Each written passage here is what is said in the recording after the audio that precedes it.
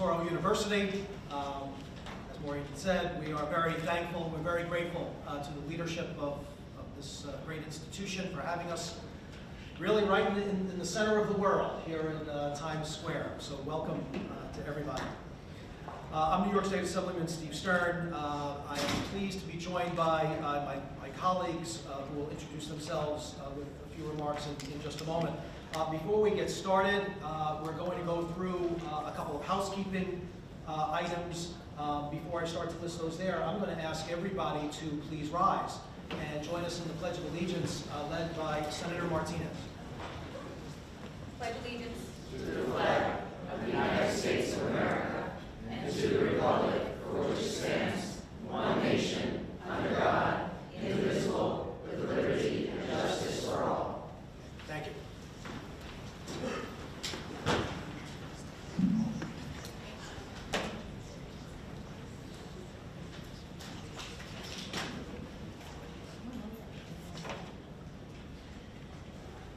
Again, welcome to everybody. This symposium today is meant to serve as an opportunity for New York State policymakers, advocacy groups, and other important stakeholders to discuss ways to update and modernize New York's laws so we can successfully combat the scourge of drug driving. We've invited a number of guests today who will be providing remarks, both in person and virtually.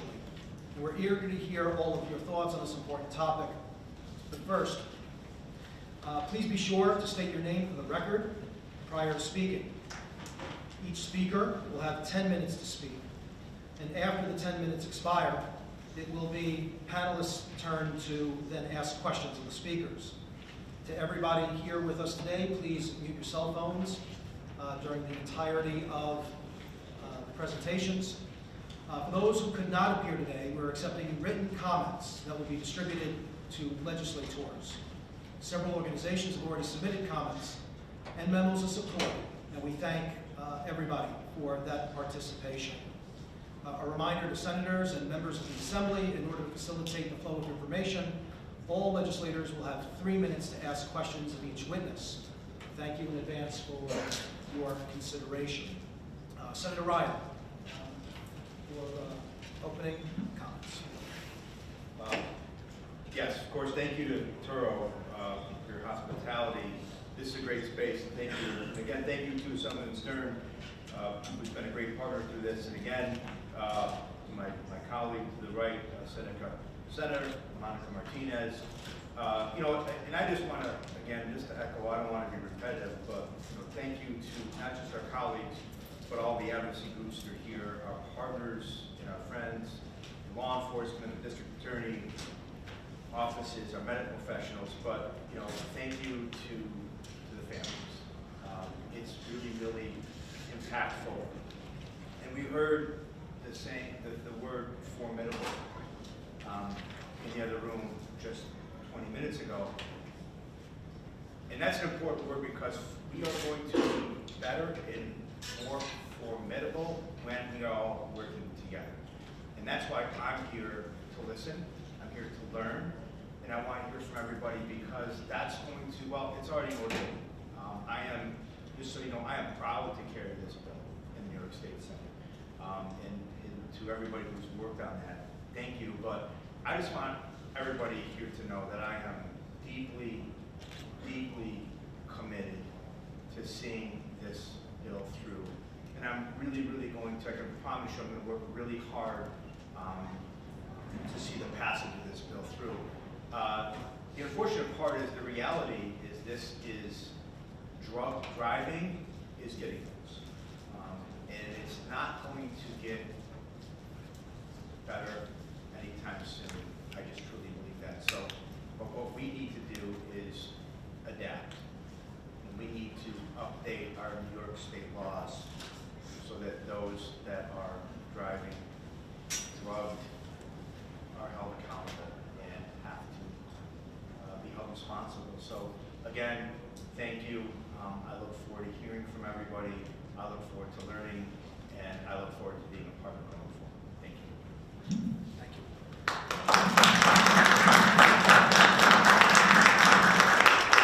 And I do have a statement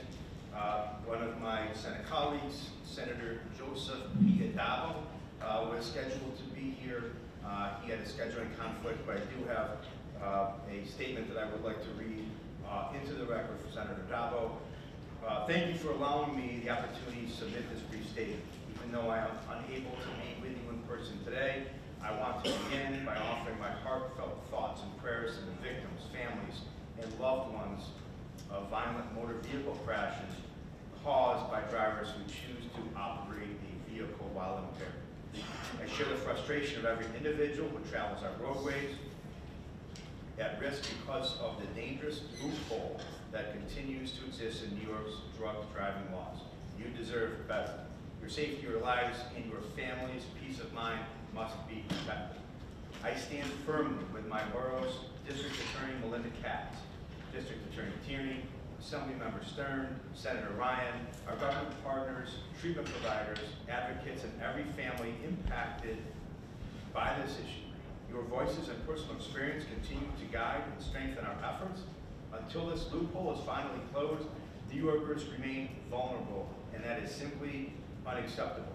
As a state senator, I will continue to work tirelessly with my colleagues, with experts, and most importantly, with the families who have lived through the unimaginable, to ensure that this critical legislation reaches the governor's desk for approval.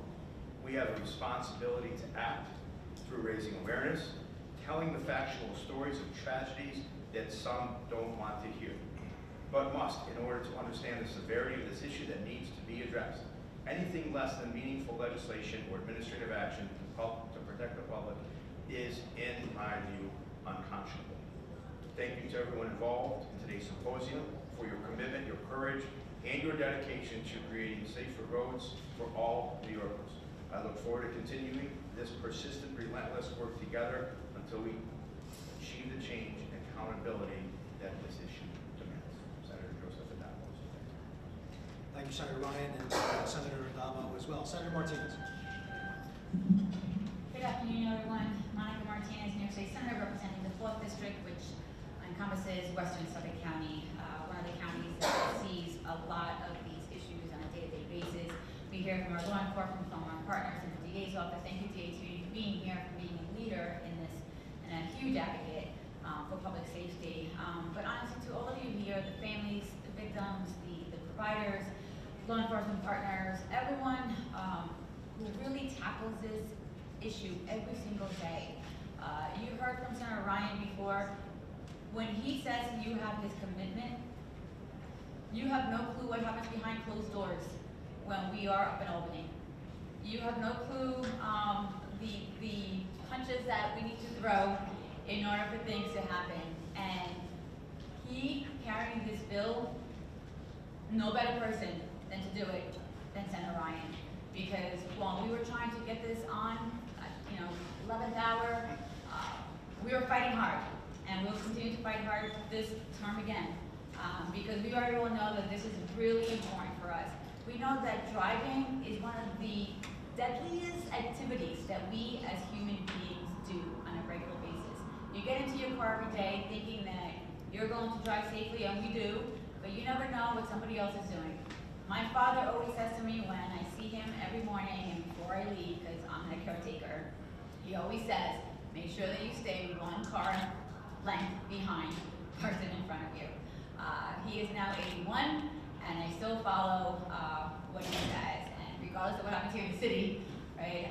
But we need to remember that this is an ongoing issue that we really need to tackle and close this loophole. There is no reason why New York, a leading state and many other things, we are falling behind on this. And in my first term, I was proud to carry the bill which would mandate breathalyzers to be in people's cars. Thank you to Matt for being part of that endeavor as well. But we need to do more, not just for the families, to honor them, but we need to stop losing our loved ones. I've lost people close to me because of this. So this is very personal for me, and I stand with you. And please know that you also have my full commitment. Thank you.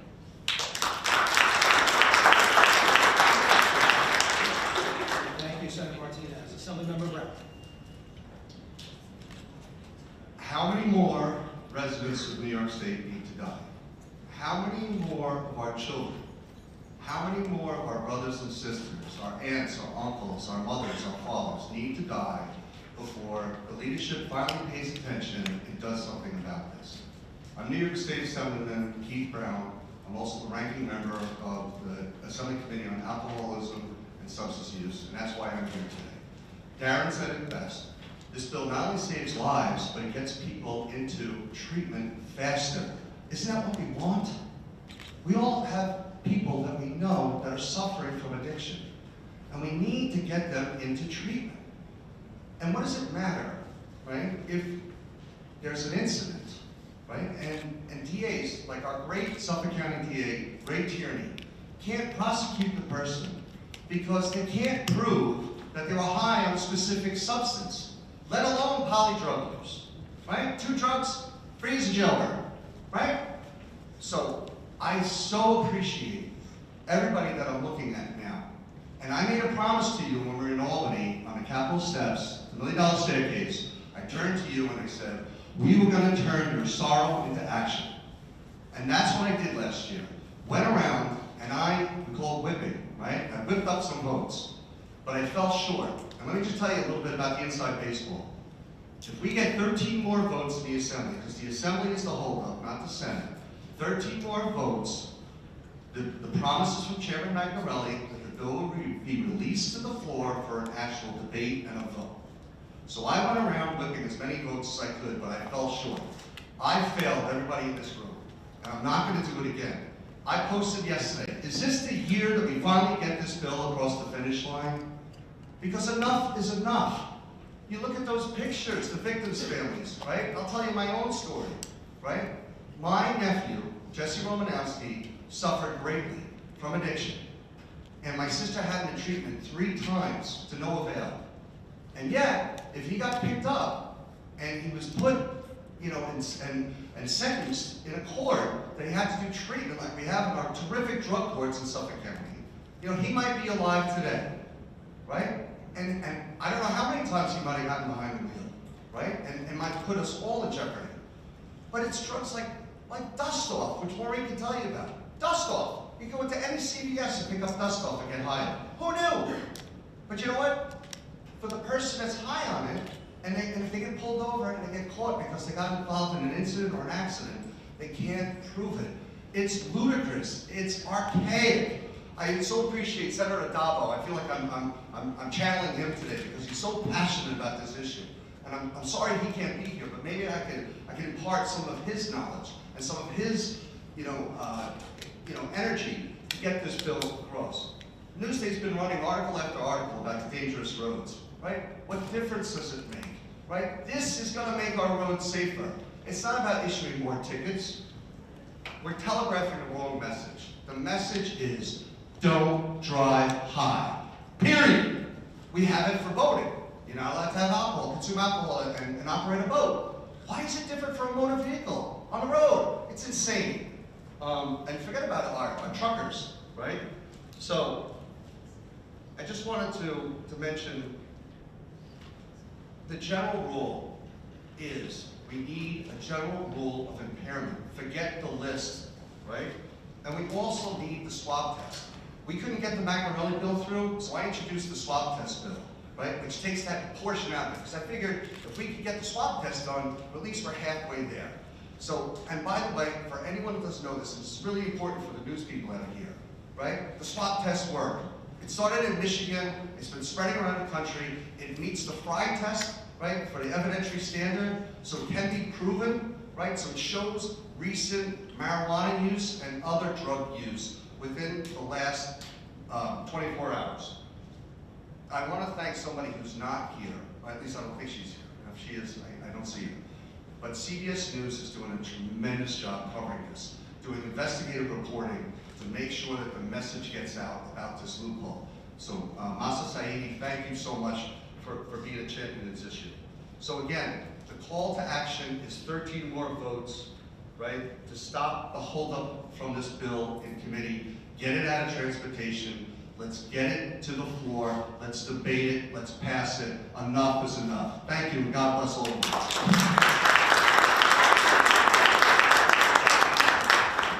Thank you, Senator Brown. In the 5 years ending 2022, New York State saw a 24% increase in roadway fatalities and an 87% increase in the number of drivers involved in fatal crashes who tested positive for at least one drug. The figures are clear. Driving has become a crisis in our local communities, particularly the crisis of drug driving. New York's current drug driving statute requires law enforcement to name the drug impairing the driver and for the drug to be on a specific list. New York is one of only 4 states that still requires a drug to be listed in statute to trigger a drug driving violation. In January 2023, the National Transportation Safety Board sent a letter to the governor recommending legislative action to remove this onerous requirement. We're going to begin our symposium today by playing a statement from National Transportation Board Chair Jennifer Homendy.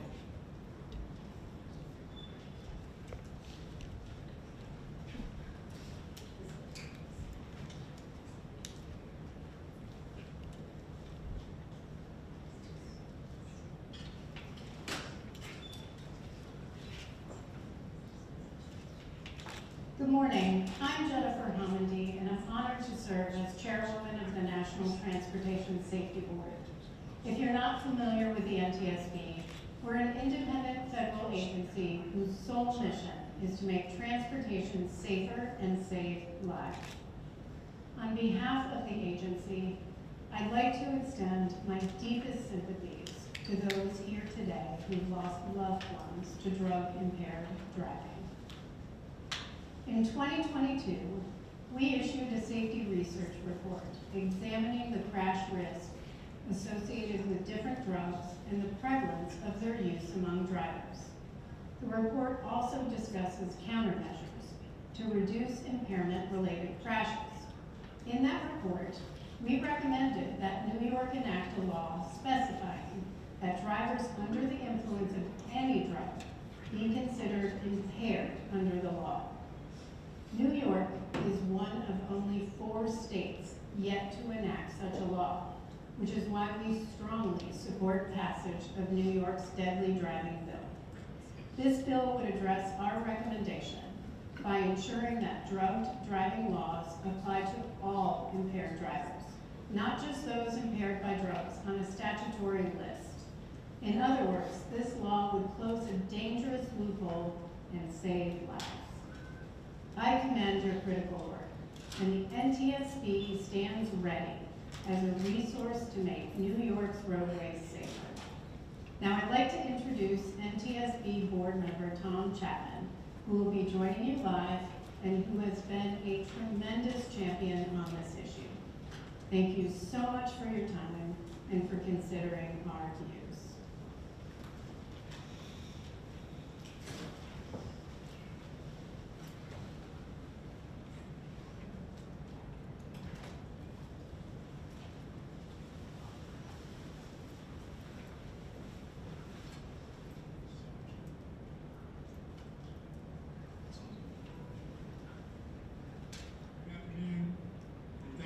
Hosts for the opportunity to present before you today.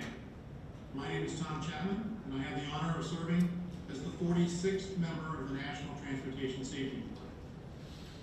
I appreciate the introduction from my colleague, NTSB Chair Jennifer Homendy.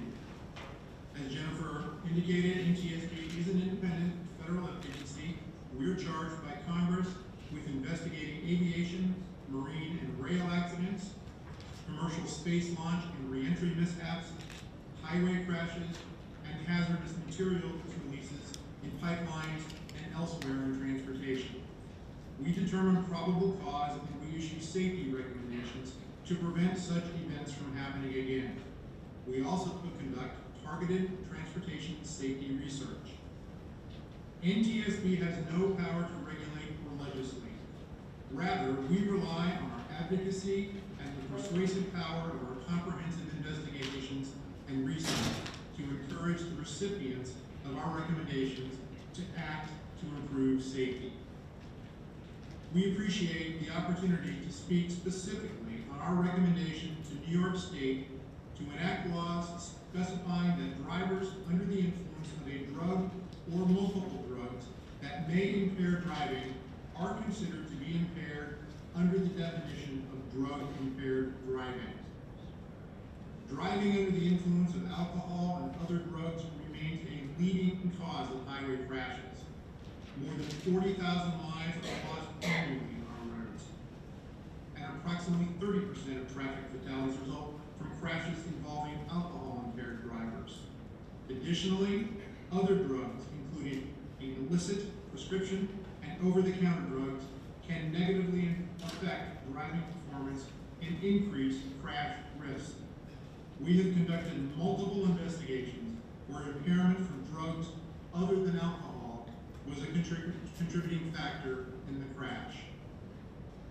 In 2022, NTSB completed a safety research report entitled Alcohol, Other Drugs, and Multiple Drug Use Among Drivers. That report examined the prevalence of alcohol and other drugs among drivers, as well as countermeasures to address the problem. Pursuant to a carefully designed research methodology, we worked with several toxicology laboratories from across the country, including representatives of the New York State Police Forensic Investigations Center. Our 2022 research report found that while alcohol remains the most prevalent drug found among impaired drivers in toxicology data, about half of all impaired drivers tested positive for other potentially impairing drugs or multiple drugs. This tells us that alcohol-related countermeasures must remain the highest priority, but countermeasures that effectively address other drugs and drug combinations are also important and much needed. This takes effective resources and effective policy. The state of New York is one of only 4 states that statutorily limit the definition of impaired driving to a specific list of controlled substances. The other 3 states are Alaska, Florida, and Massachusetts. With new synthetic drugs and combinations of drugs continuously emerging, such a policy is a significant obstacle to ensuring that constantly evolving drug trends are identified and addressed. For example, since NTSB issued its 2022 recommendation to New York, calling on the state to modify its policy, more than 500 new psychoactive substances per year have been reported to the United Nations Office on Drugs and Crime. These include drugs classified as stimulants, hallucinogens, synthetic opioids, synthetic cannabinoids, and others. Under the current policy in New York, only the drugs specified on the statutory list can be legally considered to cause impaired driving. This policy restricts the ability to prosecute drivers impaired by drugs or drug combinations that are not specified in the statute. This, in turn, limits efforts to fully address drug-impaired driving. That is why NTSB has recommended that New York update its law to ensure that people who drive under the influence of any drug, no matter what that drug is, are legally considered impaired under the definition of drug-impaired driving. The purpose of legislation currently being considered in New York is to ensure the focus is on whether the driver was impaired, not what was impairing them. This approach is an important step towards improving New York's impaired driving laws. Progress toward eliminating impaired driving fatalities has unnecessarily stagnated. More can and should be done to prevent the tragedies we see every day. Deaths due to impaired driving are 100% preventable. We encourage New York to implement our recommendation, and we applaud New York lawmakers for considering this key step. Our thanks again for the opportunity to participate. If time permits, I'll be happy to respond to questions.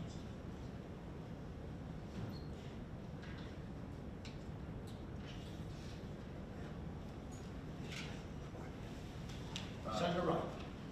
Thank you for your statement, and I really appreciate the, the information, but my question is, how prevalent do you find the new synthetics? I know that you had mentioned alcohol being the most prevalent, still is, but as far as what are you seeing trending-wise, synthetics or more potent opioids?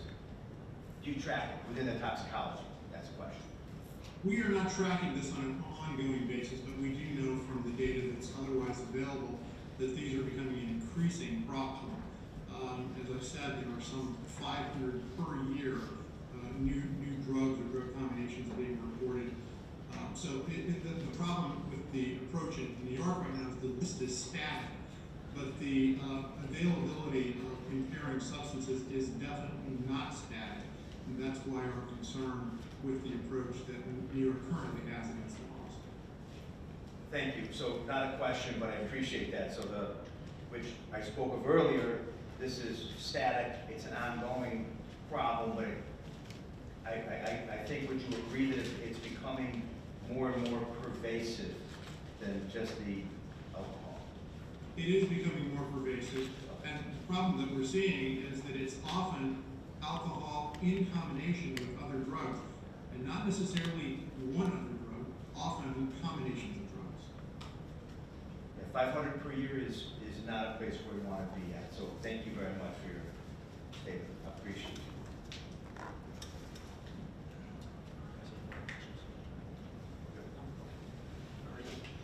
Mr. Chapman, thank you so much for being with us today. Wonderful to have you. Critically important information. We look forward to continuing this conversation with you and with our federal government going forward. Thank you.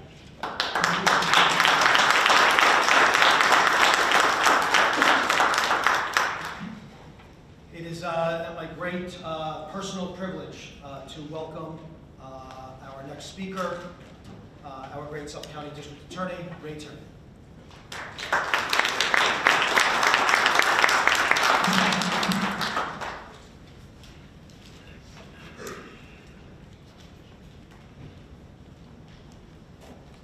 So I just want to thank the Assemblyman and the Senator for sponsoring. I neglected to thank Monica Martinez and Keith Brown.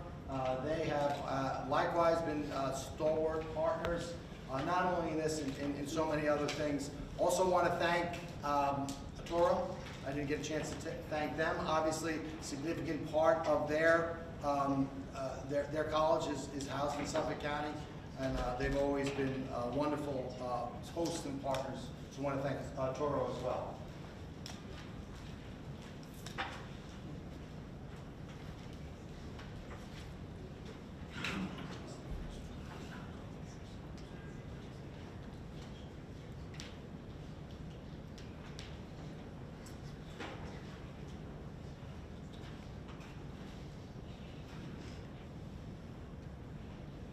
Dakota works for me.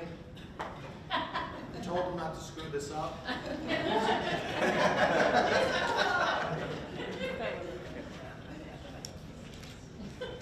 Is that present or past tense? Dakota's the best. It's not me right now, we're doing something.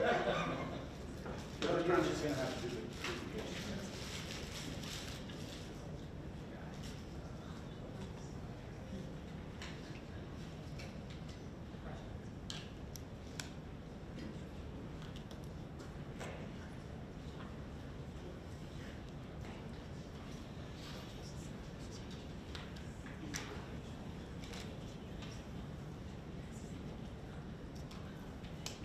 Just connect it back to the end.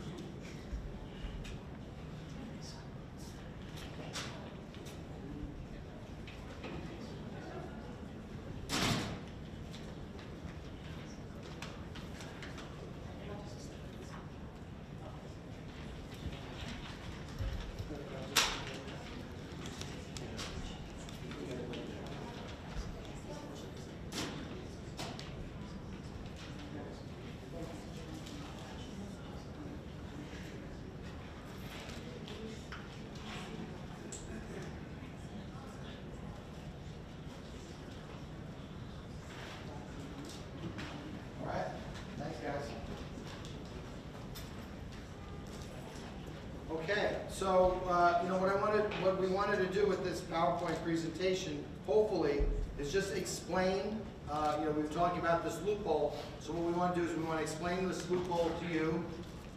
Thank you. We want to explain this loophole to you and explain, what we can do to close the loophole and improve the law, not enhance sentences, but just close the loophole and enhance existing law, not necessarily change it. As you can see, Maureen always has to put my stupid face on. Kind of drives me crazy. But this is, I think this video really encapsulates, what we're talking about. How do we play the video? Just click it once again. Okay, so this is an individual who was involved in a motor vehicle accident, and because of this law, could not be able to be charged. It's rush hour on the Long Island Expressway, and from this body camera video, you hear an officer trying to question a truck driver.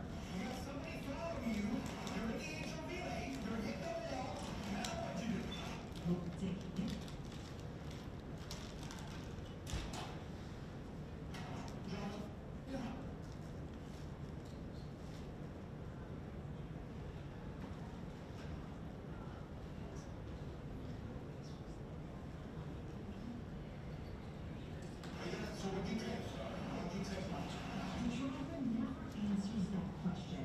Repeatedly, he appears to doze off.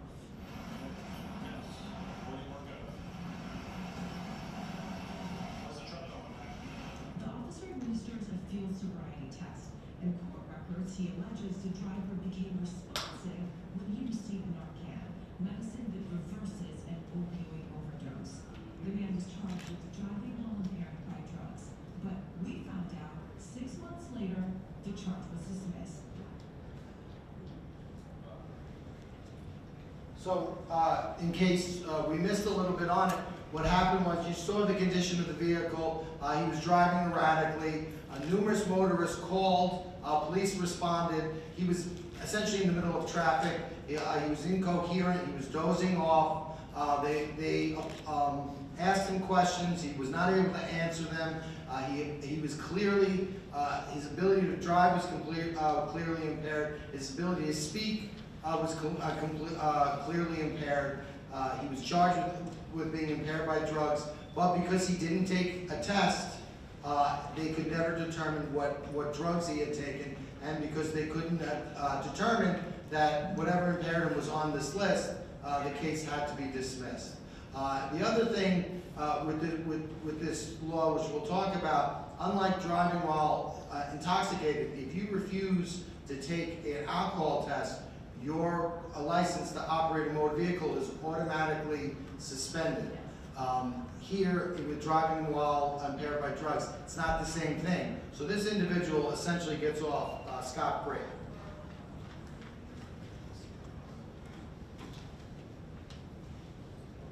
So here is what we have is the current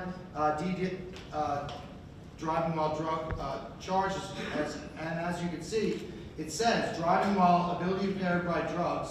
No person shall operate a motor vehicle while the person's ability to operate such a motor vehicle is impaired by the use of a drug as defined in this chapter. This chapter defines drug use as the term drug, when used, means and includes any substance listed in section 3306 of the public health law, and as well as cannabis. So what they're saying is the definition of drug is not any drug that could impair you, but any drug that can do that, but isn't contained on that list. So 11924, it prohibits people from driving while their ability is impaired by a drug as defined by that list.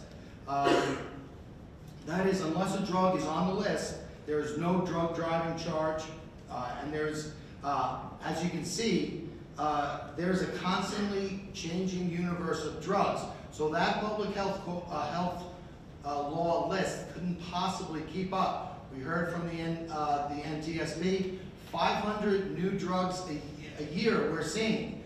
I know in Suffolk County, and I've talked to my fellow DAs across the state, Synthetic drugs, it used to be the majority of our drugs came out of the ground, marijuana, cocaine, heroin, whatever. Now we have synthetic drugs, they're being created in labs, and they're continually being changed and being peddled out on our streets. So no public health law list could ever hope to keep up with 500 new drugs coming out per year as per the NTSB.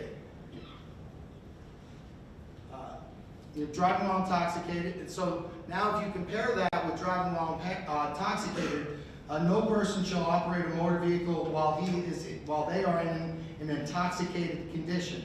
The plain meaning of this means it focuses on the driver's condition and does not specify alcohol or drugs.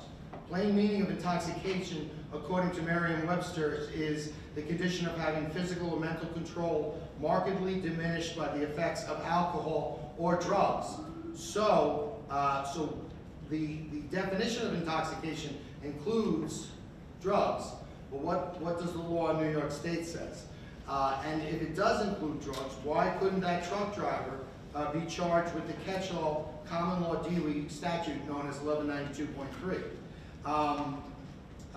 The good thing about 1192.3 is that it doesn't require a BAC test, and it doesn't require law enforcement to name the type of alcohol, because it doesn't matter. What it focuses on is intoxication. So if we were able to use 1192.3, not only as a catch-all for alcohol, but for drugs as well, that would solve our problem. But as we're going to see in the next slide, the law does not provide for it. We see this was a case out of Brooklyn, People v. Lido. That is the victim in this case. The driver was accused of driving while high on the computer keyboard cleaner dust-off. The driver crossed the center line, hit an oncoming car, and killed the 18-year-old victim, in this case, 18-year-old Christian Roggio, and you see her there. The dust-off wasn't on the list, on the public health list, so they could not be charged with driving while impaired by drugs.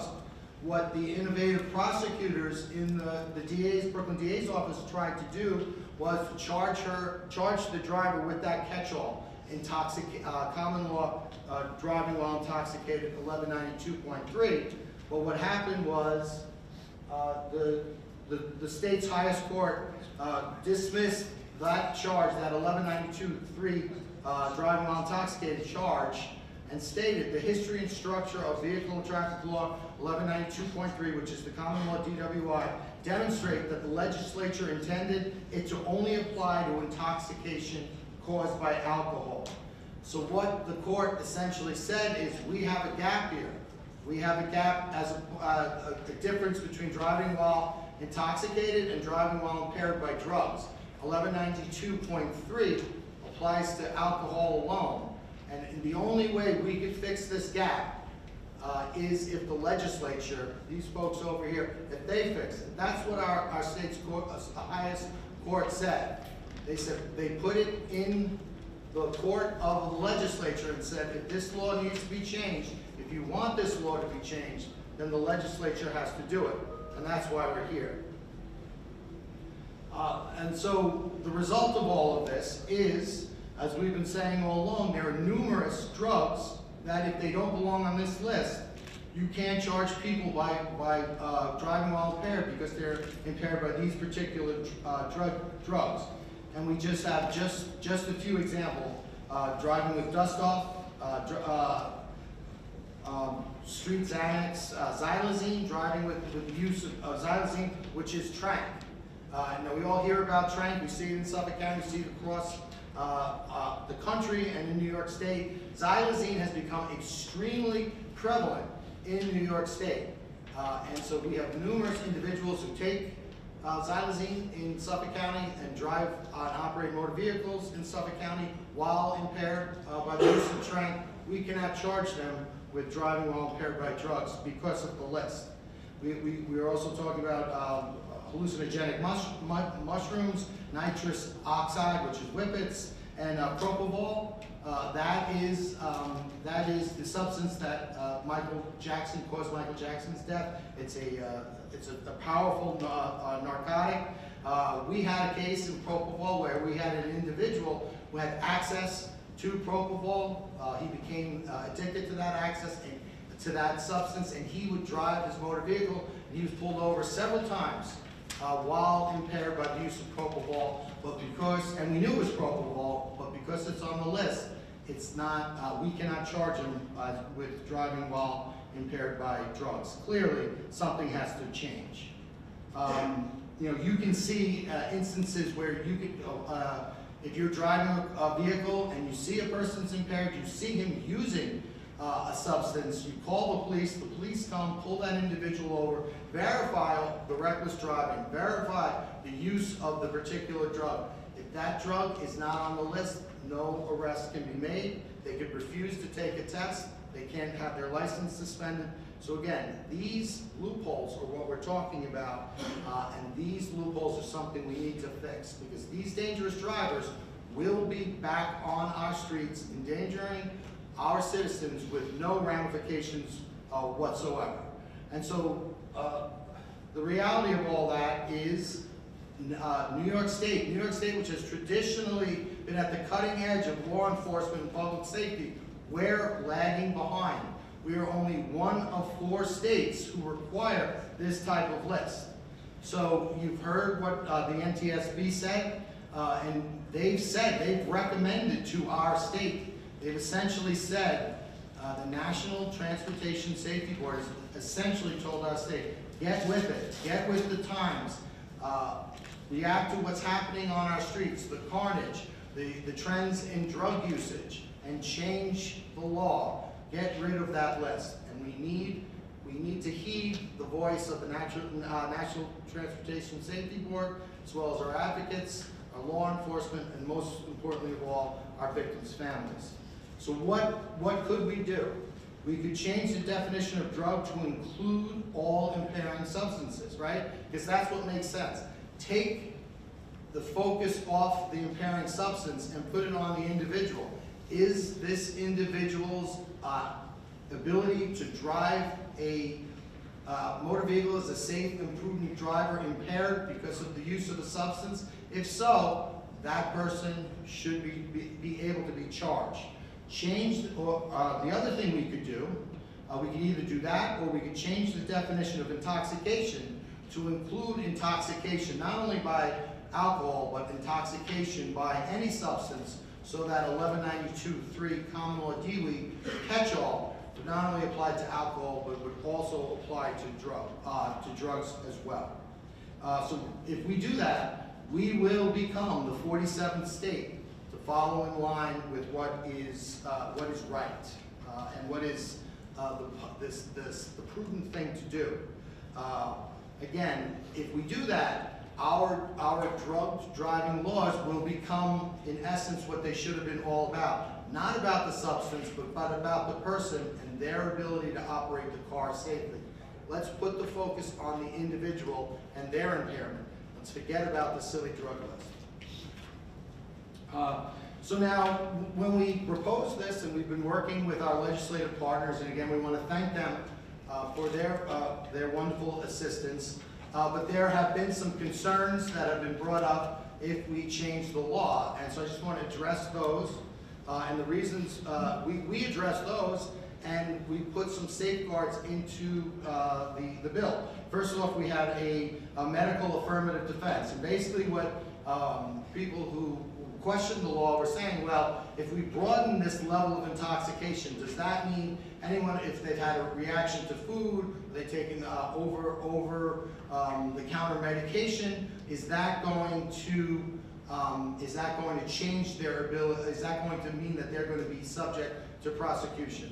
Absolutely not. First off, it wouldn't meet the statute, and the police should not and would not charge in such instances. But even if that did happen, the bill has a written-in affirmative defense. That is, if that is what happened, that is something that the defendant could plead and assert, and we would have to disprove. So again, a safeguard in place. We also, what about racial equity? Is this going to be just another tool in which law enforcement uses to target certain communities in our society? So what we decided, what we were going to do is we were going to monitor the arrest in this case to ensure that it was done in a racial equitable fashion and it's not being used as just a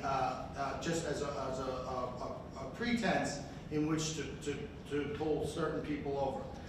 And once we look at that data, we'll apply it, and there'll be a 5-year sunset clause to this statute. And again, if it's being impermissibly and unfairly implemented, well, then the law would sunset after five years. But with regard to those concerns, the criminal justice services, they've already looked at this. And what they did was they reviewed the drug driving arrest data for the 5 years previous, which ended in 2023.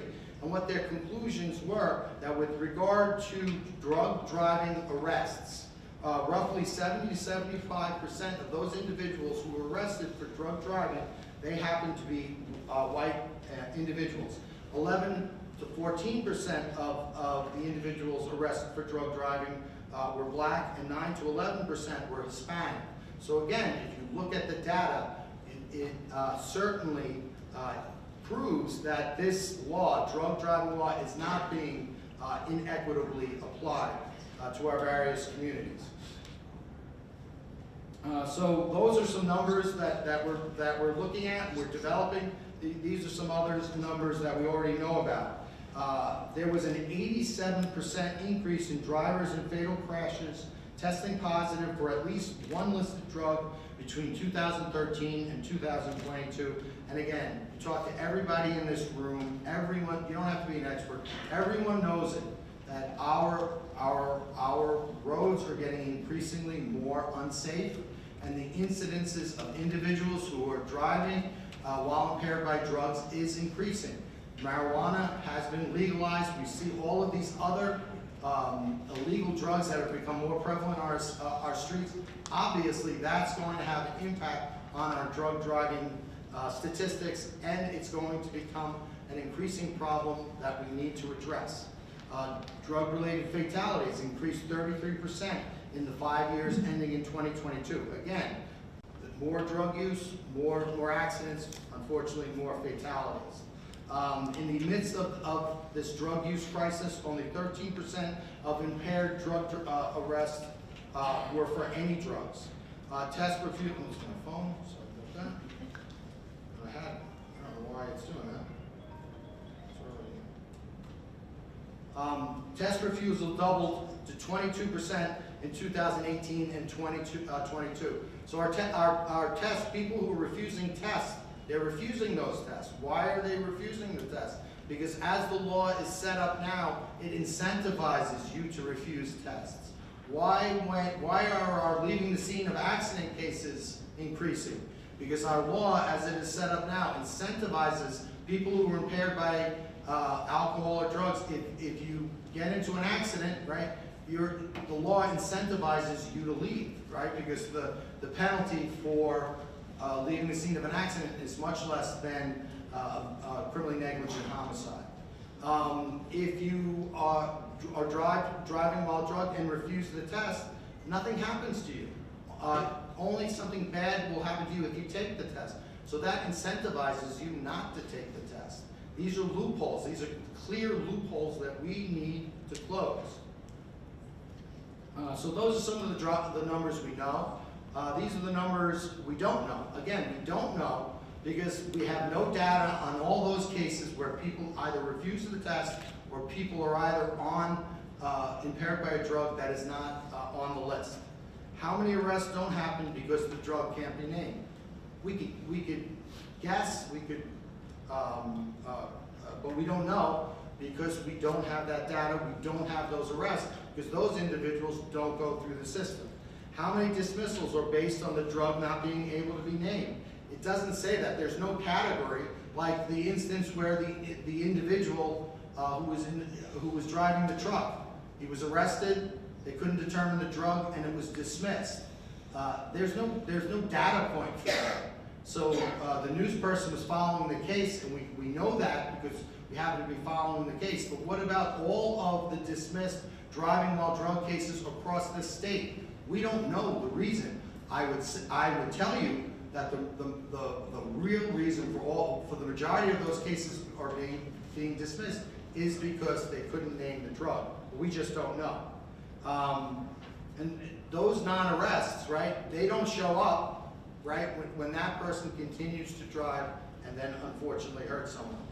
How many fatally injured drivers were impaired? Only 53.7% submitted test results for National Fatal Accident Reporting System. So in fatal reporting systems, only about 53% of the time do we know what caused or what that person, what a substance that person was on during the test. So we need to change our laws and we need to improve our reporting, our reporting methods. What is? Do I hit this again? Okay. So we're gonna leave you with this accident, and I just want to show you this. You look to your left to the left of the truck.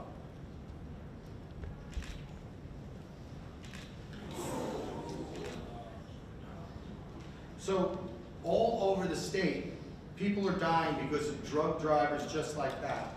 And what I want you to do is I want you to look at the victims on the posters in this audience, and I want you to look at the crashes, and I want you to remember them and Hold up your signs, folks. Hold up if you have victims, crashes, and of course they're along the walls of our precedent as well. Sorry, boss. that's right. By the way, boss, we call them crashes. Oh, did I say accidents? I mean, Sorry. Nothing accidental about it. Okay, thank you. Now, with regard to that crash that you just saw, I want to take you back to Sunday evening around 7 o'clock on August 6th, 2023. The individuals in that car, that vehicle, were the Huntley family, and they were going to get ice cream to celebrate their Marine veteran father, Patrice Huntley's new job that he got helping other veterans.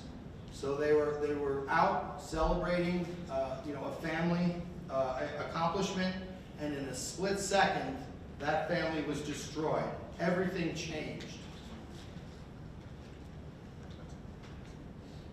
This is the aftermath of that crash, and you saw that crash. So to say that was devastating is an understatement. And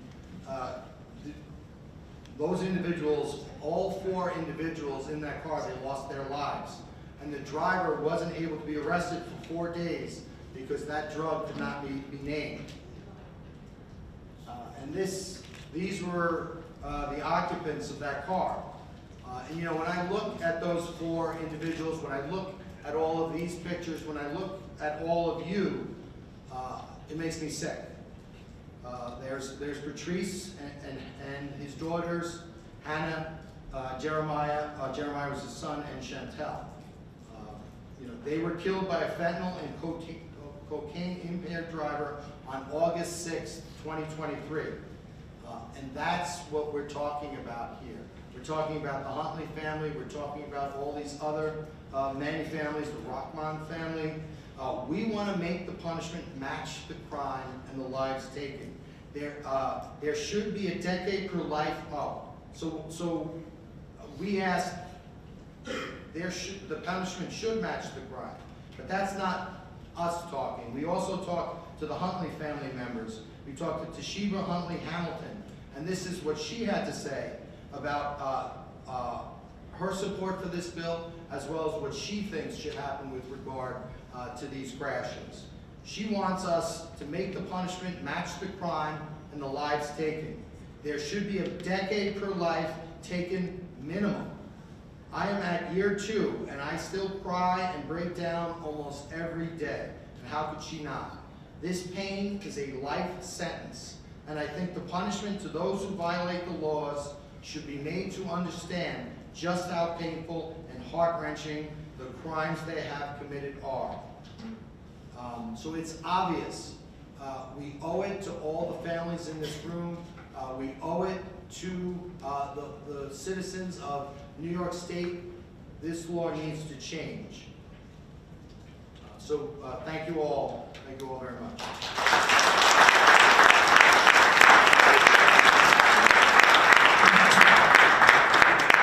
Does anybody have any questions? Thank you, Mr. Okay, thanks. Mr. Attorney. We are going to have, I'm sure, plenty of questions for you. Before we get to questions, I just want to announce the arrival. We are joined by our dear friend, Assemblymember Charles Small. Welcome, Thank you, sir. Thank you. Does anybody have any questions? Yeah. Oh, okay. I forget. I'm used to doing a presentation. So first of all, I'm sure everybody shares not just the disappointment, but the outrage. I was asked by members of the press earlier, how long has this challenge been going on with getting the right legislation, to make real impact. We know that this legislation has been out there for a while, for several years, with changes along the way. But then when we look to your presentation, Mr. District Attorney, that shows that the Court of Appeals was literally speaking to policymakers almost 20 years ago.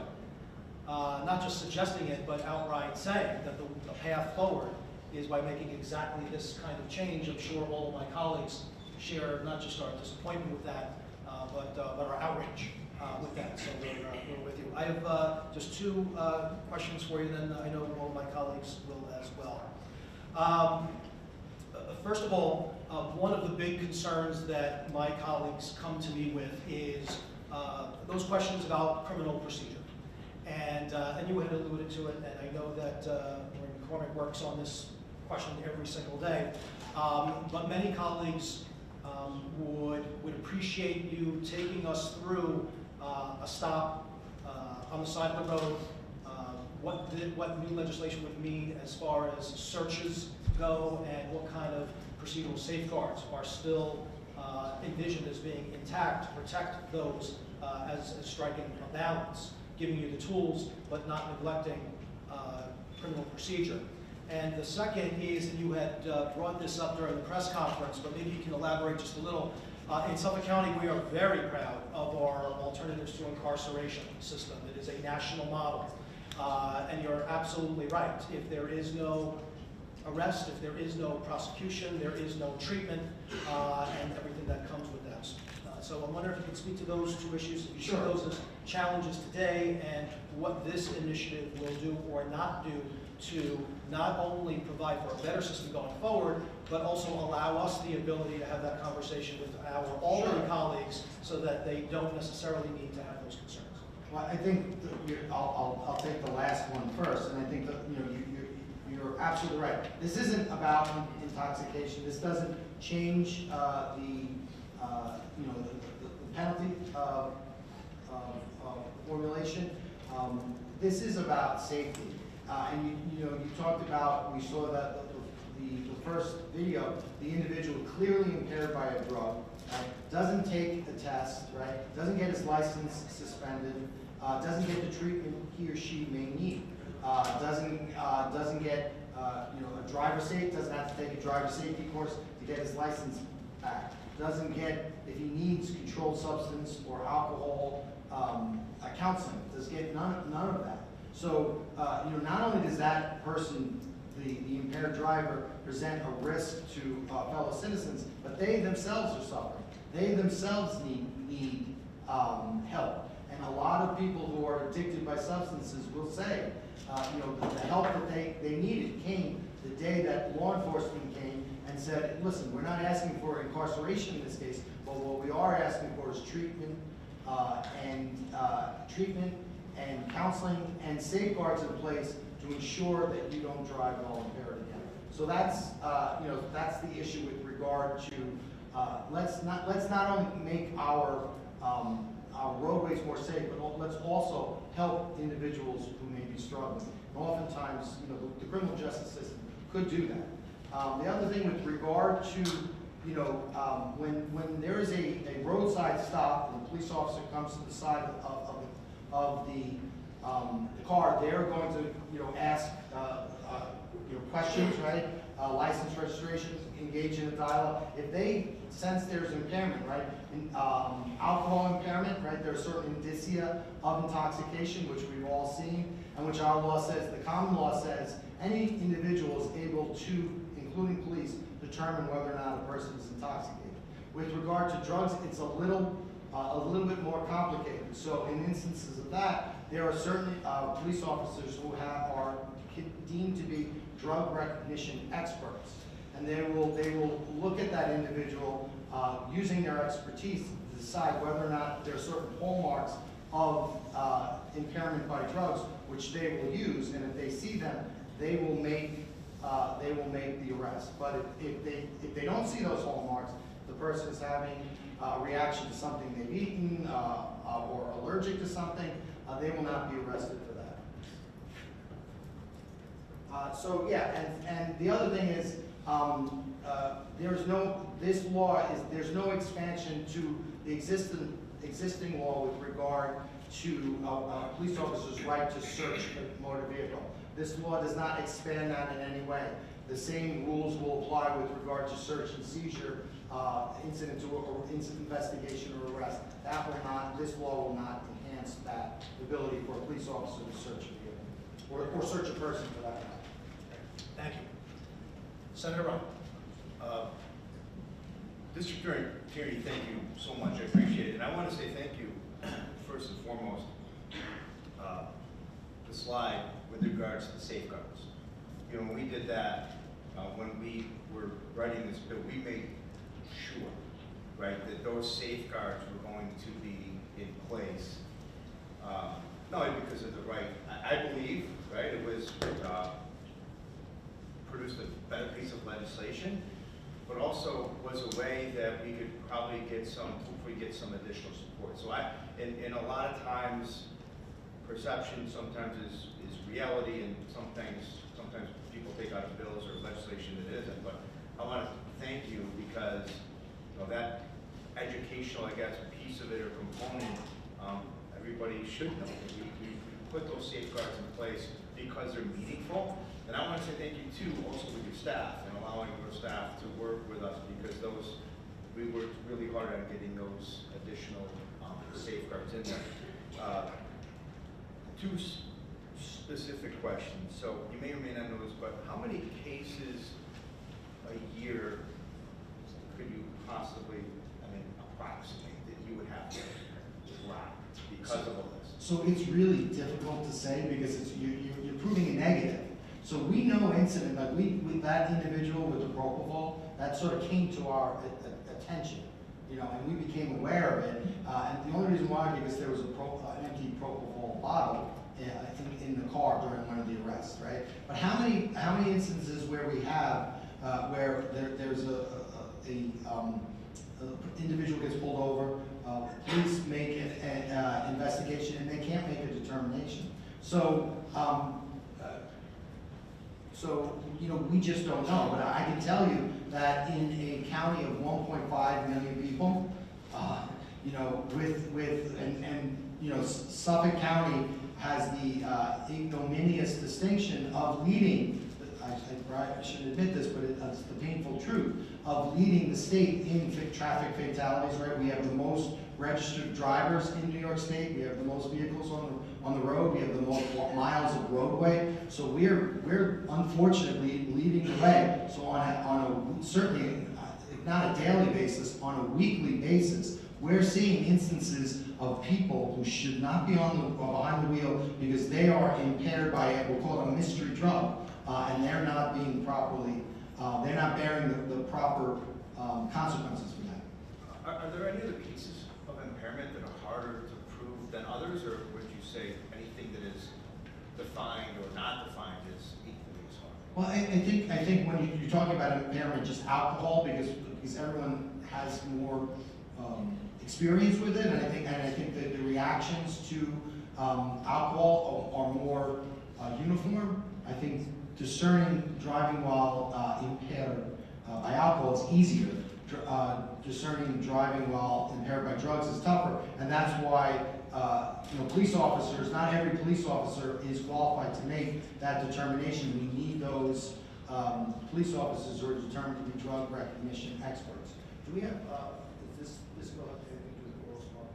Yes, it's the oral fluid swabs roadside as a probable cause tool are in this bill also. Your bill, the bill that both of you are supporting. Yeah, and I think it was Keith Brown who mentioned that during his opening statements. We now the technology, just as the technology allows all these horrible analog drugs, 500 new ones a year to be loosed on our street. Well, now the technology also allows that oral swab, saliva swab, and that is accurate for establishing the presence of impairing drugs. And what we want is, just like if you refuse a roadside sobriety test for alcohol, if you refuse that roadside swab test for drugs, you'll get your license suspended just like you would for alcohol. Last question. Thank you again. I think I know the answer. I'm going to ask for the record. If our bill were to pass, would it give you meaningfully allow you to prosecute more drug trafficking cases? Immeasurably, and I can't even give you quantify that because we just don't know. So it would be immediate and impactful. So thank you for that question. The other thing is, with regard to those safeguards in place, I want to thank all of you on the legislative side because, again, this has been a great process that we started, and we heard the criticisms and we heard the comments and we reacted to them, and you guys certainly did that. So thank you very much for that. It makes for a stronger bill. Senator Martinez. Thank you. Thank you, DA Tierney. Just to follow up on the DREs, and you mentioned not all our officers are drug recognition experts. When prosecuting a case and an officer who is a DRE, is their view, or when they stopped the individual and saw those hallmark measures, are the DREs evidence enough for you to prosecute a case? Well, no, because they can't identify the exact drug. So you would need the DRE plus evidence of what the particular drug was. But this individual, thank you, and even though this individual has been trained intensively, because I believe it's a 12-hour course, much more, 2 weeks? 2 weeks. 2-week course for a law enforcement officer to become a drug recognition expert. Now, they have gone through the training, they know what to look for, but because we can't pinpoint the specific drug that this person is under the influence, you cannot prosecute, or any of our DAs. Yes, so that's a great question, because as good as these experts are, they could, for instance, say, so what would happen is you get pulled over, a police officer says, okay, this person is impaired, I lack the expertise, we're going to call a drug recognition expert on the scene. They're going to evaluate the person and say, this person is impaired, and they could get it to, he's impaired by opioids, but is it fentanyl? Is it carfentanil? Is it some other derivative or analog of fentanyl? They don't know. They can't, opioid impairment would be the same no matter what the particular opioid you use.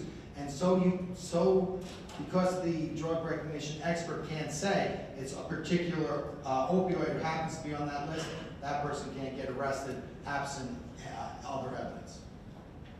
So this is a huge loophole. I'm just lost for words right now, because there's a reason why we're training these officers, right? And the fact that we're not even taking their expertise into account when they are arresting or at least stopping a person is... Yeah, so if this law gets passed, now let's talk about if with this law in place. Same scenario comes, drug recognition expert gets there, makes the determination that this person is impaired by drugs, specifically opioids, because we don't need the list, they could be charged. Now, as part of their investigation, they say, we ask you, want you to take a test. Person declines to take that test. Under this law, his or her license could be suspended, just like somebody with alcohol. So it's a totally different scenario. So when we talk about DREs, is it even worth getting more officers trained? Well, absolutely, because it's still, DREs are still the best evidence of drug impairment, and obviously, whether you can or cannot arrest someone, that's part of the equation. But the other equation, you just want them off the roads, and that's what our DRE experts do. And again, during the course of the investigation, oftentimes you can find a substance in the car, or there could be an admission or a test is taken, then the case could go over. But if the individual is impaired and doesn't say anything under the current law, they're not going to get charged. I'm sorry, just another follow-up with the DREs, and obviously every county is different, right? We have the most deadly roads known, right, in the state of New York. How does the state determine how many DREs will be per jurisdiction? Is that even a? Yeah, I don't think that's a state question. I know for us it's a county question, Okay. and it's something that it's primary police action. We consult with them, and obviously during any sort of tour, you want to make sure there are a certain number of DRE experts available to assist in any investigations. And I also know that with regard to the training, there are grants available. So, but that's like a jurisdiction specific. No, that's what I'm saying is the state will offer grants and training, but how it actually gets implemented, that's like a county. Thank you. Something around. Thank you.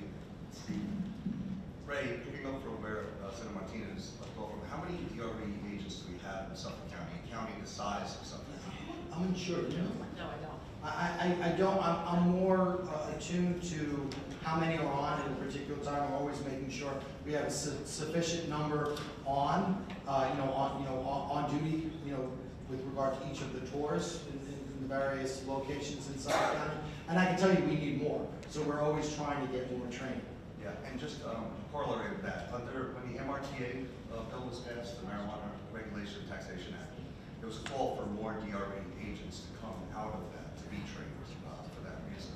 But picking up what Senator Ryan, where he was questioning, so with the Huntley crash, I know it was Nassau County, it wasn't Suffolk County, but what happened with that conviction?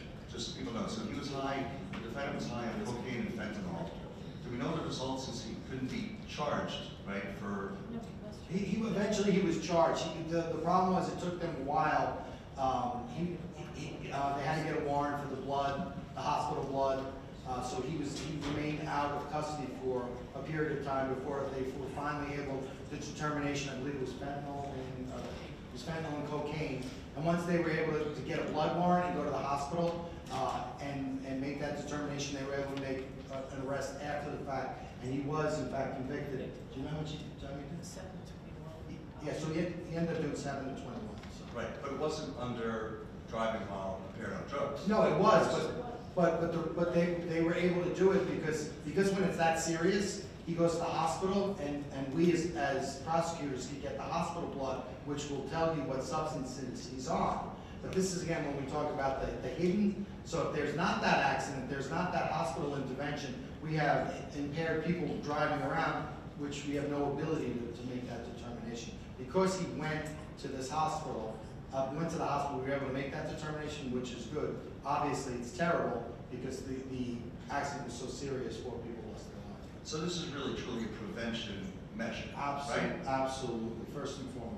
So I'm going to quote Senator Dabo, who's not here again, but if he was here, he would say something to the effect of, and I want you to answer this question. The current situation is the equivalent of you having to prove that someone was driving while intoxicated on either rum or whiskey or vodka. Is that fair understanding? That's exactly what we're talking about. Driving while intoxicated is driving while intoxicated. We don't have to say driving while intoxicated by rum or driving while intoxicated by beer or tequila or any other of the various different subgroups of alcohol. Yeah, I just wanted to kind of get that out there. Oh, On a absolutely. very basic level. And also in our county, we have a Scared Straight program for teens especially that are they're caught driving at high rates of speed, they have to go to the Traffic Violations Bureau, and before they're taken a disposition, don't they have to go through like a series of training for like watching awful crashes, you know, for people that, to basically scare them straight into not speeding? Yeah, there are all sorts of youth diversion programs, and I don't handle TVB cases, our traffic cases, that's handled by a different agency, but they do have those in the criminal realm. Obviously, when you're talking about a young individual who's has issues with regard to impairment with drugs and unsafe driving, you're not going to be able to incarcerate that incarcerate that person and eliminate that problem. So we have vigorous diversion programs with regard to our youth. Number one, with regard to diversion of their cases, if they get the help that they need, right, we'll divert sentence. But the other thing is, we go into our schools and we have a choices and consequences program where we teach our kids, and we have, I think, Elisa McMorris, right, you participate in that. We have victims' families who come in and they talk about the devastation. We also have offenders, you know, because we tell these kids, like, you know, not for moments, poor decision, right? Not only will you ruin your life and you could potentially go to jail, that's the least of it, right? You're going to ruin you're going to take away someone else's life. You're going to destroy your family's lives, you know, your mom, your dad, your siblings. You're going to destroy other families' lives. So we really want to, to bring that home. And, you know, we have offenders who come in and talk about, you know, the guilt and the devastation they feel as a result of their careless actions. The other thing we teach the young people, and this is something we haven't talked about, is distracted driving. You know, while texting is just is dangerous on another level as well. And something that Maureen always brings up that I just want to point out is that this bill is about admonishment as much as it is prosecuting, right? That for people who are not necessarily on something, right? You want to talk about that a little bit? Well, yeah, I mean, obviously, this bill will give the opportunity. You know, there's affirmative defenses in there. There's the drug recognition. There's the roadside oral swabs. So for individuals who are not impaired, there's an ample opportunity for you to show that in a very definitive way. And just I want to read right from, this is the bill sponsor memo when it talks about refusal. And I just want to read the end of the paragraph. It says, recent court decisions have invalidated charging a traffic infraction for refusing to submit to a field test. There is no longer a consequence for violating this mandatory public safety provision. This bill provides that refusing to submit to a field test is a traffic infraction. Yeah. Right? That's it in a nutshell. Yep. And then, if I could just ask, with regard to the 3 amendments that were made at the end of last session, was there any traction in terms of, I know it got towards the very end, like if this was happening in June, maybe Senator Ryan, is there any ability to get it, you know, talk to people about getting it over the finish line? Yeah, all right. But these were amendments that came out of all those discussions. Okay. Yep. Thank you, Ray. Thank Really you. appreciate it. Thank you, Keith. Assemblymember Fall. Yes. Thank you, Mr. DA. I've seen you several times in Albany. Good to see you again as well. Always a pleasure to see you as well. And also my colleagues in government for the work that they do on this topic. I'm a proud co-sponsor of the bill that we've been discussing. And, you know, as you know, someone that represents Staten Island, Lower Manhattan, and parts of Brooklyn, you know, I have a conversation with my DAs, and I see this as a concern. And I guess my question is, in the last year or two, we've seen the District Attorney Association be very effective as it relates to advocating for certain bills and getting them across the finish line.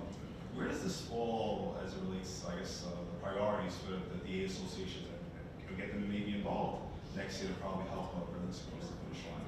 Yeah, so the DA's Association is involved, and, you know, we've started this, and you know, we had a precedent to start it, and I stood up there and I got very excited because I saw, you know, all our legislative colleagues joining in. We had all of our city DA's offices. We had Alvin Bragg, we had you know, Brooklyn, Bronx, Queens, Staten Island, McMahon. All of these offices have joined together. Our upstate DA's offices have joined together.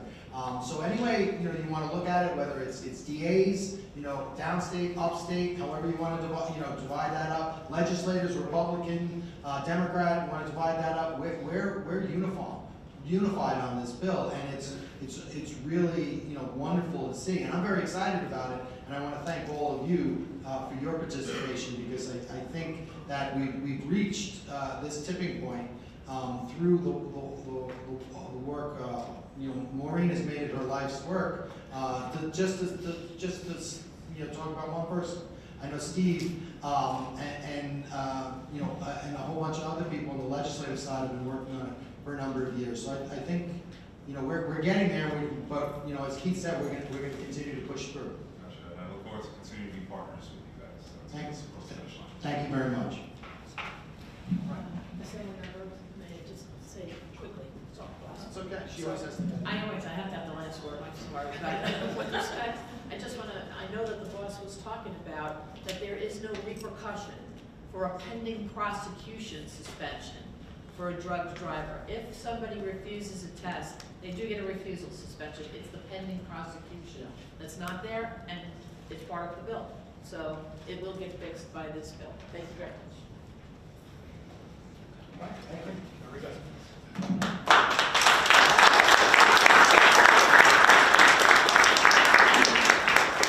District Attorney, thank you so much for your tremendous leadership here, and of course to your outstanding staff that continues to serve as not only impactful advocates, but certainly just as importantly a tremendous inspiration to all of us. Thank you guys as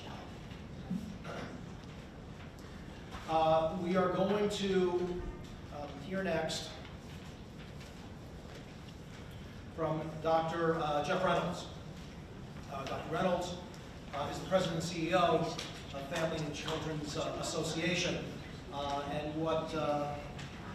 Reynolds is going to be speaking to today, anybody that's ever had the opportunity to work with Jeff knows that also a tremendous leader on so many issues of importance, and a voice that resonates not just locally, not just statewide, but throughout the country. So, Dr. Reynolds, thank you for joining us. Very generous introduction, and now you set the bar very high. Thank you for the opportunity to be here. Thank you to our great DA in Suffolk, great Tierney, for a fantastic overview and all the work on this. I know almost all of you, and so happy to see you all. As you heard from the introduction, my name is Dr. Jeffrey Reynolds. I have the privilege of serving as the president and CEO of Family and Children's Association. We are one of Long Island's oldest and largest not-for-profit organizations, serving more than 35,000 Long Islanders in any given year across 60-plus programs. Most germane to this conversation, we run 2 state-certified outpatient addiction treatment centers, 3 recovery centers in Nassau and Suffolk, and we maintain a full complement of recovery support services led by and staffed with people in long-term recovery from substance use disorders. As an organization that's been focused on public health, safety, and economic security for the past 141 years, we strongly support legislation that will align New York State's laws with science and base drug driving enforcement on the condition of the driver, rather than an outdated statutory list that can't keep up with New York's rapidly evolving drug scene. Though this is a statewide conversation, Nassau and Suffolk, as our DA noted, like other suburban areas, are heavily car dependent, and people on our roads have suffered the highest number of injuries and unnecessary fatalities, thanks to public policy that handcuffs cops and lets their drivers off the hook. If Long Island has led the state in car crashes, it's also been ground zero when it comes to the opioid crisis that until recently had been centered squarely on fentanyl. Both the crisis and the drug supply have evolved even in the last year.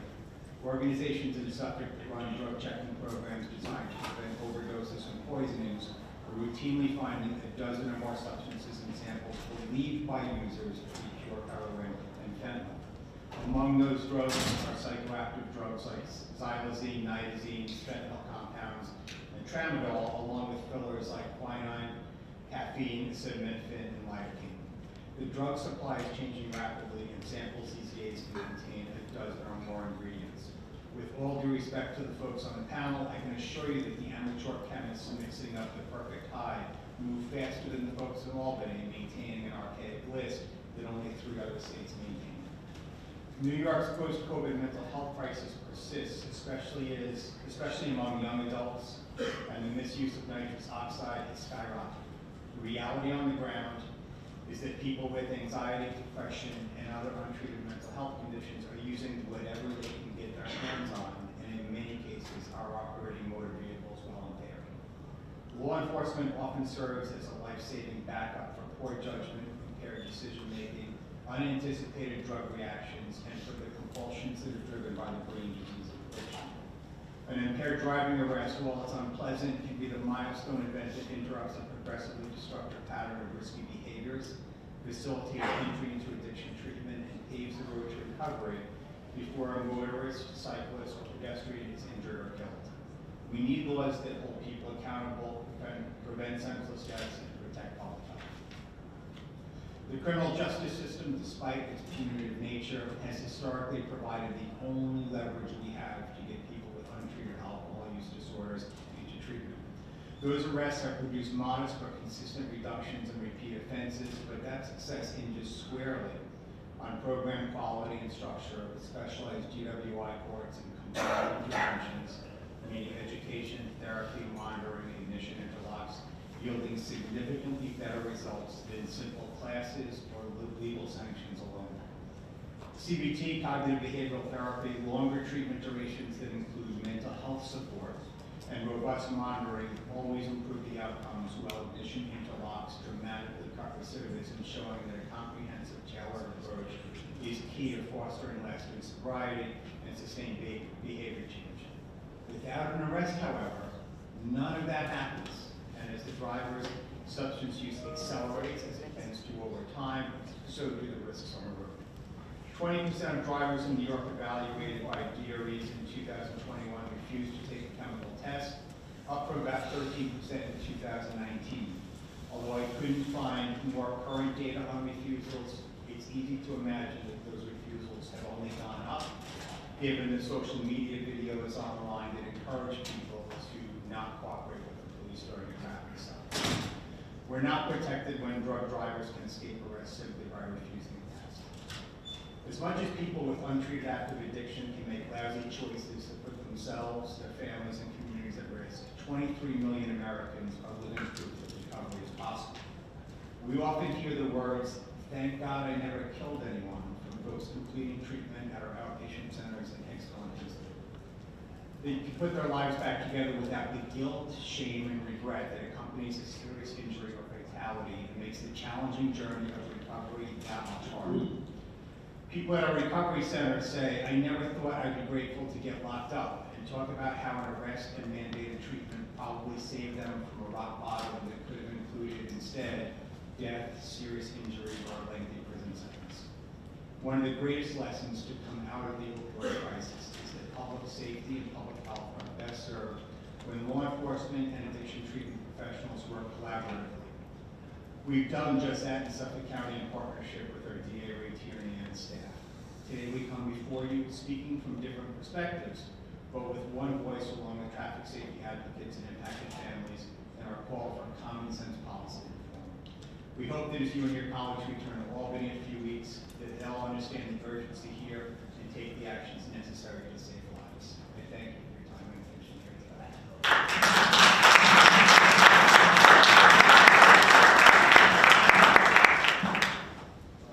Doctor, thank you so much. Appreciate it. I appreciate the work.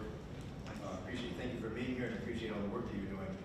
Obviously, we've talked a lot about one of the goals of this legislation would be to reduce recidivism by identifying that need. So there's nothing more important than reducing recidivism than reducing recidivism in our youth. And I would be interested to know, the question is, how does this piece of legislation benefit our youth? One, and two, if passed, when passed, how will that help us get our youth out of the justice system before they get in? Look, I think it's really important important to interrupt the pattern of substance use that we see among young people. In this day and age, we see the onset of substance use much, much earlier than we ever did before. And that's typically with tobacco, vaping, cannabis, alcohol. There's a pretty well-worn path for a lot of young people who struggle with mental health conditions and quite frankly are using those substances to address untreated mental health conditions. By the time they hit 16, 17, 18, 19, 20, you know, they're 5 to 7 years into this and their use is very, very heavy. Often, there isn't one thing that interrupts that pattern of use, and sometimes an arrest can be that thing that interrupts the pattern of use before there's a fatality, before there's an overdose, before there's a fatal crash, or a serious injury. So we look for any measure we can, but we prioritize prevention. Prevention always comes first. But the reality is we have a huge amount of young people that are accelerating their substance use much faster than young people ever did before. And so anything that we can put in place to keep them safer and to stop them from making life-changing mistakes certainly is critical. Additionally, you know, we've seen the impact of substance use on families. We've seen the impact of some of these fatalities on entire families. The damage lasts for generations. And so when we talk about the well-being of kids, we've got to think about kids and families that are impacted by this kind of stuff day in and day out. We're losing their parents, their uncles, their brothers, their sisters to their driver. Yeah, and you said, I think, I don't want to misquote you, but I think you said, you know, you're treating people, but you said, thank God I never killed them. We literally hear that every day from particularly folks that skew younger who say, I made it to the other side, thank God. And thank God I'm not walking around with knowledge that I hurt somebody really seriously. And lots of folks in recovery already have a fair amount of guilt about the disruption it caused in their lives and the lives of others. Taking a life moves into a whole different place. Thank you, that's impactful, profound. Certainly motivates me to work hard to get the bill passed, so thank you. Thank you. Jeff, I just wanted to thank you for your lifetime of work and always being, just for instance, being here today and always writing essays for Newsday and being such a champion of so many of these issues. So, in terms of the hardest part of your work is getting someone to treatment, right? And this, do you feel that this bill would go a long way to helping to assist that? I think it can interrupt patterns that are out there that we try everything in the world to try to interrupt. You know, and you've been a part of some of these conversations where you'll hear families say, you know, my worst nightmare was my son or daughter being arrested. Now it's my best case scenario and something I pray for every night. And so we look for ways to interrupt that pattern of substance use so that that person has a softer landing than they might otherwise have. I think this is really critical, and it's not only critical for people with addiction, it's critical for entire communities. But folks in recovery are part of the community as well. Their families are part of the community. And so I think anything we can put in place to interrupt the pattern before it turns into a lifetime prison sentence, I think is a step in the right direction. Thanks so much, Jeff. I have two questions. You mentioned on social media, like a lot of young folks are actively encouraging pretty much folks not to comply with the law. Have you seen anything, and I'm thinking maybe this is something that we could maybe do a better job at, any ads encouraging young folks to follow the law, especially if we're seeing an uptick? I mean, right, because it's like, the fact that the room breaks into laughter when you ask that probably answers the question naturally. No, and look, you know, one of the things that you know, and I don't want to really go off on a tangent, but one of the things we know is that young people have more access to substances than they ever did before. And social media, historically, there have been different kind of runs where different behaviors are glamorizing, particularly the excessive consumption of alcohol, the use of cannabis, and that kind of thing.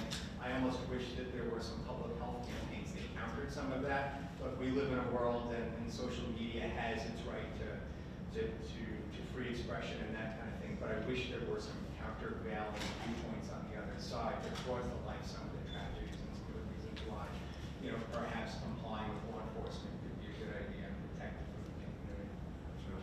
Yeah, I always find it, and I hear this from folks too, personal testimony sometimes make a difference when folks, share what they wish they hadn't done, so, the issue doesn't get to where it is. The other question that I had is, I know it's long because sometimes, we can move a little slow, because of how the system works. What are the 3 states you mentioned in your remarks, that serve as the There are 3 other states that have a list. I don't know what they are, but we are one of only 4 states that has a list. Massachusetts, Alaska, and Florida. I like to think we're the Empire State for a reason, and so we should be out in front of this. Agreed. Thank you. Thank you.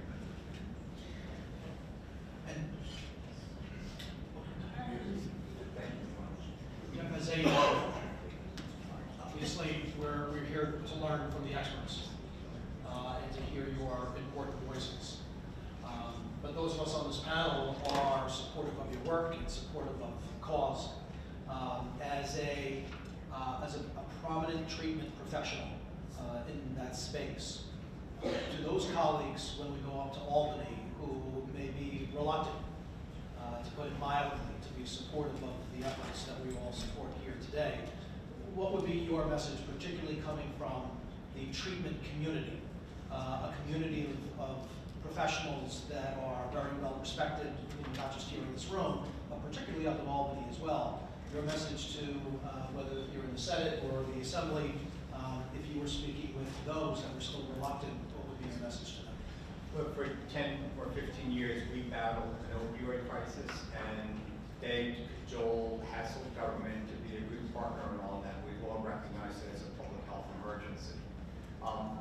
This is part of that public health emergency. People are dying left and right. And if they're not dying in car crashes, and they're dying because they're out there continuing their use without interruption, and in many cases, that's producing fatalities. We see the overdose numbers, and while those numbers are coming down, we don't often talk about the folks that suffer irreversible brain damage after being Narcan.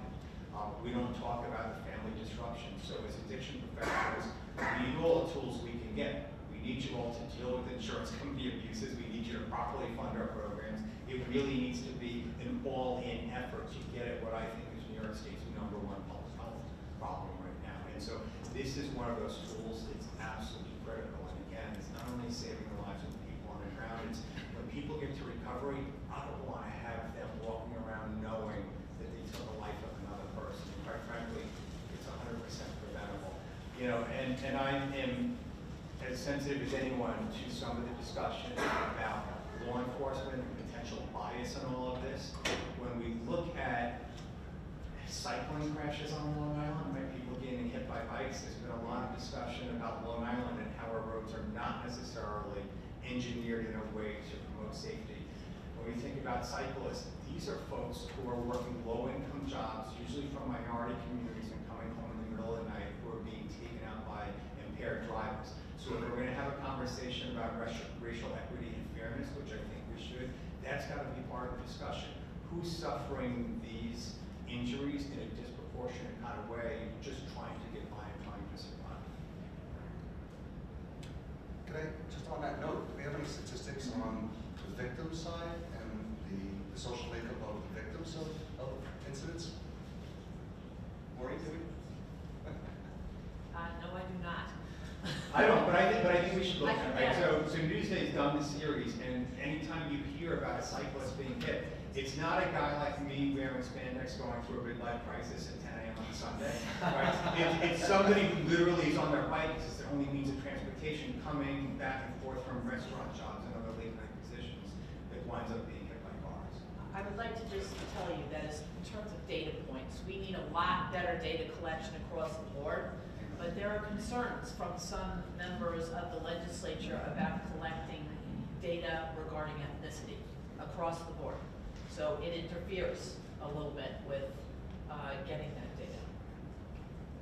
And I just want to follow up, Jeff, thank you, Dr. Reynolds.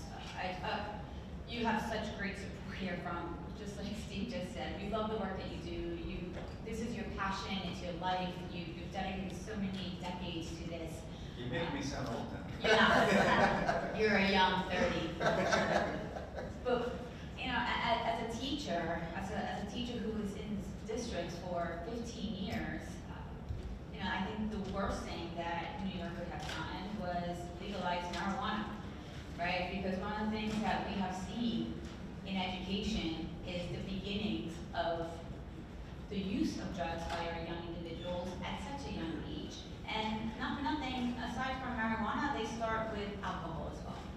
And the one thing I want to say thank you to you and to all the providers that we need to thank for is we need to start breaking the stigma and that still is around the use of looking for assistance or even the use of substances, right? Because it could be just I had a really bad day today and I just want to relax and take a Xanax and then I have to go and get some food for my family. You know, and sometimes individuals are not doing it because they want to go and hurt somebody, but they're also not thinking, right? And I think we need to have a better education message out there for people. And I think you and many of our providers are doing that, but we need to really focus on our young, and I always say that as an educator, we need to start really young before we lose them. And we saw those 2, 3 beautiful faces on the screen before that were taken way too early, no fault of their own, because somebody did the wrong thing. They decided to go and use 2 different types of drugs mixed together, and an entire family ruined forever. So I just want to say thank you for everything that you do. I appreciate that. You know, look, one of the things that we know about young people is that for young people that have anxiety, depression, or a co-occurring disorder, their use of cannabis, alcohol, nicotine, kind of you name it, is driven by their inability to get relief from those other things. So as those stress levels and anxiety levels increase in our community, more and more folks are turning to substances, whether it be cannabis or something else, in order to try to medicate it away. And so we talk about in medicated society, let me tell you, we're dealing with that in huge numbers. You know, I've spoken to Maureen a little bit about kind of the recidivism rate among folks with alcohol offenses, and part of the reason that it's higher than it should be, I think, is because it's easy to go get a letter from an attorney that wants to get you to get out of jail free card. It's easy to go get an evaluation from somebody that, you know, will take a check and say, you don't need treatment, you just make one lousy bad decision. But very seldom do those evaluations go along with a mental health evaluation, which is really the heart and soul of everything. But we see cannabis and alcohol as being gateways, but the ultimate gateway for young people is anxiety, stress, and untreated mental health conditions. That's where it all starts. Thank you very much.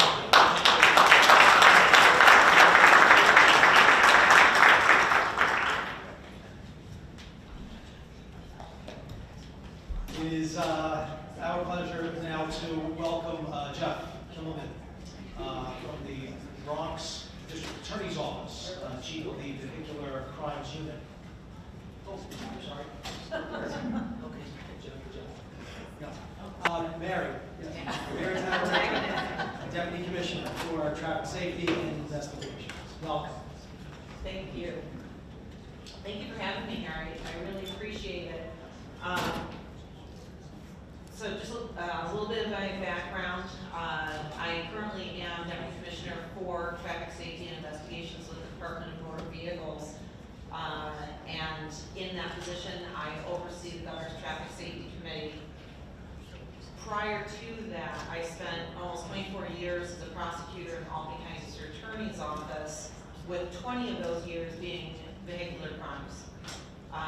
And given the opportunity to speak here today, I really want to tap into that side of the house as to the actual ramifications of our big loopholes in drug driving, because when I was with the DA's office, not only was I the head of our vehicular crimes unit, I was also co-chair of the legislative subcommittee for vehicular crimes in DASNY, and also I was one of 2 traffic resource prosecutors for the state of New York for 5 years. So my world has been traffic safety, and the frustration with drug driving cases when you have victims is just overwhelming. So I wanted to talk about some real life cases, as opposed to in the almost 20 years of trying to get this across the finish line. we have heard over and over of the what ifs, what if this, and without any background to support the what ifs. So what I wanted to do is just share 3 real it happened as opposed to a what if, and show what the problem is. But just as a quick aside, I know during earlier statements by the DA, there was a question as to how many DREs are in New York. We oversee the DRE program, the Governor's Traffic Safety Committee does, and there are currently approximately 420 throughout the state. So I just wanted to put that out there. As how many on Long Island, that I don't have in front of me, but just statewide, there are approximately 420 currently. So a couple of scenarios, a couple of real life situations where the inadequacy of our current drug driving laws shows through are the following. One was a trial I did years and years ago. So this problem, again, we're talking since the inception of the drug driving legislation, it's been a problem. I had a defendant who was I think it was actually her 5th DWI by the time we got to trial. She had all the priors, and she, a very slight woman, had gone into a wine bar and ordered a drink. She consumed that glass of wine. She ordered her second glass. She went to the ladies' room, came back. It was not a crowded bar. This was the middle of the day, and had just a small amount of her second drink, and at that point decided to leave. She was so visibly intoxicated that customers as well as staff at this wine bar attempted to stop her from driving away. She was able to make it to her car.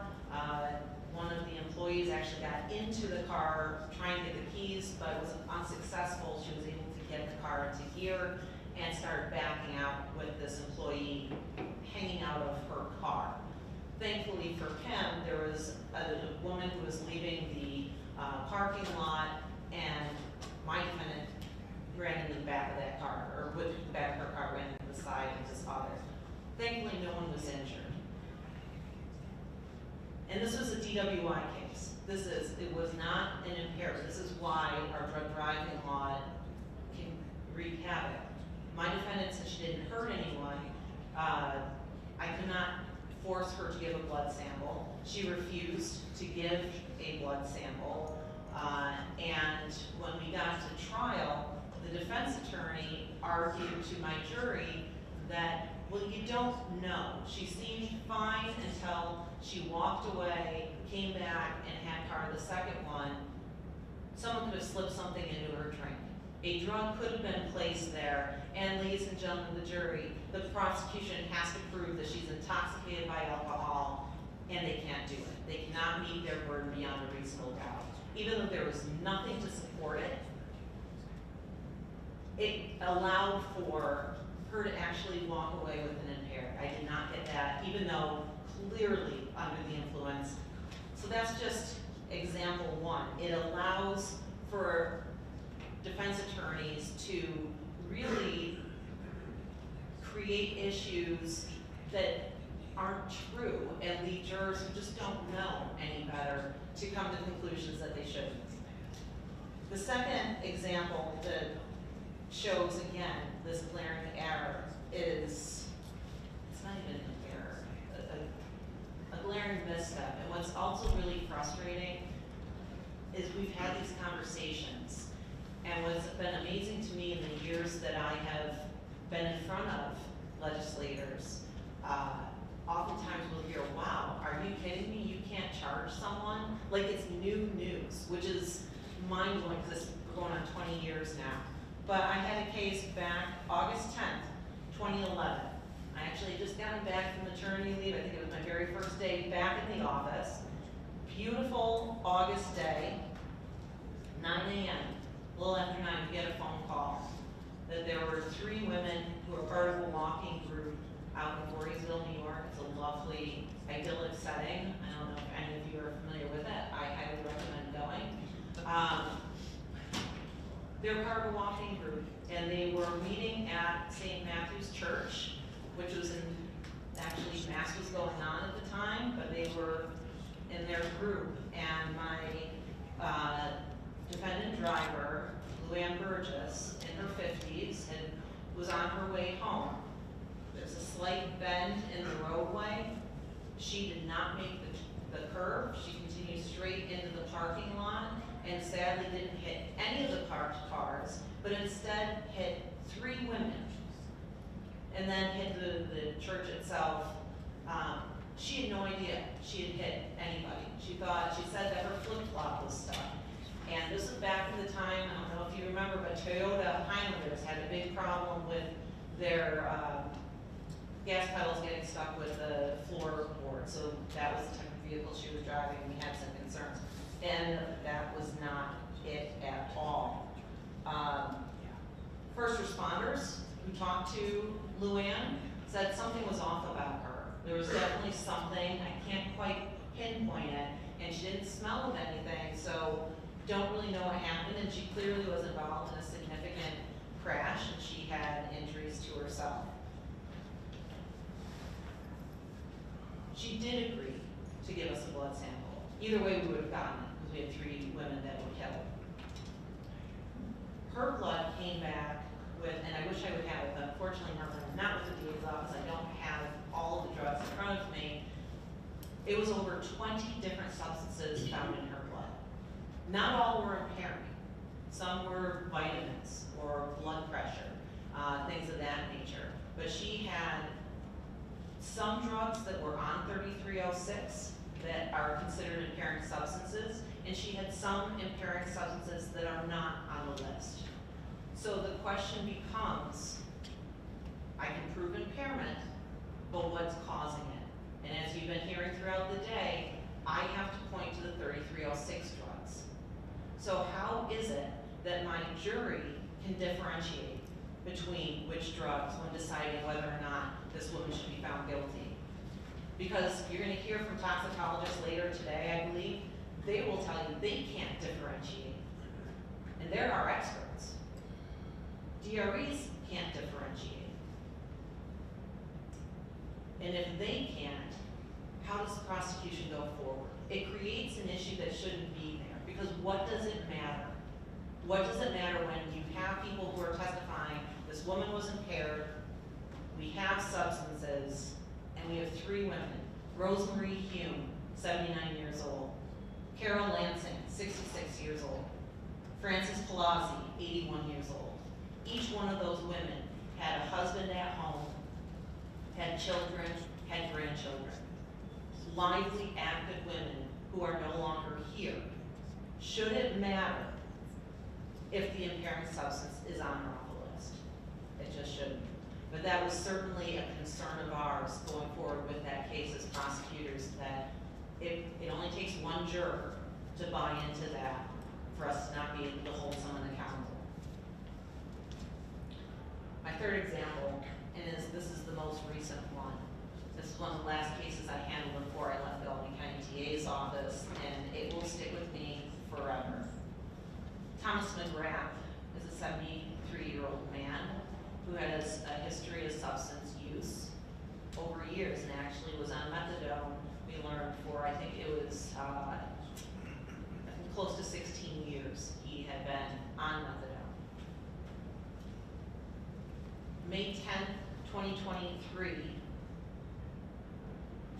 it started about 9:30 or so in the evening, might have been a little bit later. There were 4 separate 911 calls of an erratic driver driving a Mercedes all over the road, leaving from Albany, New York, heading into the town of Colony. These calls, same caller, called 4 separate times, giving the operator the path that Mr. McGrath was taking. He would slow down, he would speed up, he would be in the oncoming lane, he'd be off to the shoulder of the road. Clearly a danger. He finally stopped in a parking lot. Police arrived on scene, and they interviewed Mr. McGrath. Clearly, something was off with him. He said he had taken a mood stabilizer. When he talked to the police, he told my 911 caller, who talked with him first, it was a muscle relaxant. No name given, no drug given. But he'd taken it earlier that day and had no idea that it would affect him the way it did. Police could not charge him under 1192 because we don't have anything identified. Paramedics were called to the scene also to make sure it wasn't a medical situation, given his age and condition. He refused medical treatment, so he was not taken to the hospital. He was told by the paramedics that night, Mr. McGrath, you cannot drive when you're taking these medications because it is affecting you. But again, there was no law enforcement intervention because of the list. Nothing identified. Clearly an impaired individual who shouldn't be on the road. His sister picked him up that night. He didn't drive from the scene that night, thank God, but he had access to his car. And less than 24 hours later, on May 11, 2023, at 2:08 p.m., after he had gone to the same spot he went the night before and picked up his 6-pack of alcohol at the box store that knows him and actually has a deal with him that they keep one of the drinks that he likes. It's a Jack Daniel's fruit mix. They keep it on in the cooler form because he likes that.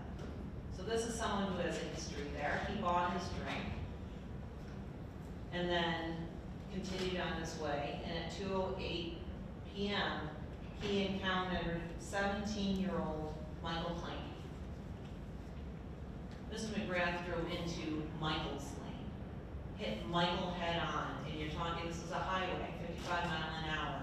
So if they're both going 55, that crash was at 110 miles an hour at impact. The damage done to Michael's car, it was a Mustang that his grandfather had given him that he had rebuilt. He worked on this car, and it was that bond between grandfather and grandson. Michael was trapped in that car, unresponsive, and couldn't get out. We arrived on scene to go to the crash scenes. Albany County has a great vehicular crimes unit, still do, even without me there. And over an hour, paramedics worked on Michael. Albany Med doctors came to the scene and provided blood transfusions because we know that is a critical element to try to get a positive result in these cases. At the same time that Michael's being worked on, Mr. McGrath and his Mercedes had minor injuries from the airbag going off. When asked what happened, Mr. McGrath said, that other car drove into my lane. When asked if he had had anything to drink, he said no. Again, paramedics who spoke with him first woman on scene who was an off-duty nurse said something was off. There was clearly something off with him, but he did not indicate that he had taken anything. And again, 110 mile an hour crash, that's gonna have ramifications. He agreed to a blood draw, and again, we could have gotten one anyway because there was a death involved, so thanks for that. Comes back with methadone. Not surprising because of that 16-year history, but also fentanyl and xylazine. And there are some other drugs, again, I don't have that in front of me right now. Xylazine, street drug, knocks out horses. My 73-year-old man is driving around with that with the other